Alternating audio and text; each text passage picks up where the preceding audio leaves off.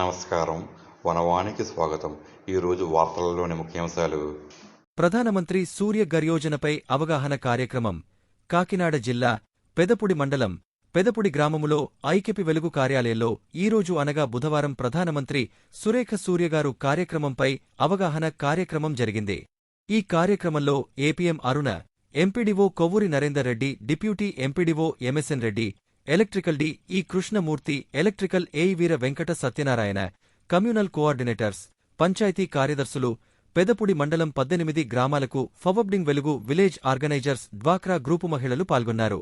ఈ సందర్భంగా ప్రధానమంత్రి సూర్య ఘర్యోజనకు సంబంధించి సోలార్ యూనిట్లు పెట్టుకోవడానికి ప్రభుత్వం 78,000 వరకు సబ్సిడీ అందిస్తుందని, అంతేకాకుండా డ్వాక్రా మహిళలకు అయితే వారి యొక్క స్త్రీ ధనం నుండి తక్కువ వడ్డీకి చెల్లించవలసిన సొమ్ము వాయిదాల పద్ధతిలో తిరిగి చెల్లించే అవకాశం కల్పించడమే కాక బ్యాంకు రుణాలకు కూడా పూర్తిస్థాయిలో అవకాశం ఉంటుందని, ద్రొక కిలోవాట్కి 100 నుండి 120 యూనిట్లు ఉత్పత్తి జరుగుతుందని, ఇవి ఏర్పాటు చేయించుకోవడం ద్వారా విద్యుత్ బిల్లులు పూర్తిగా తగ్గించుకోవడమే కాకుండా తిరిగి ప్రభుత్వానికి కరెంటును అమ్ముకోవచ్చని ఎలక్ట్రికల్ అధికారులు తెలియజేశారు.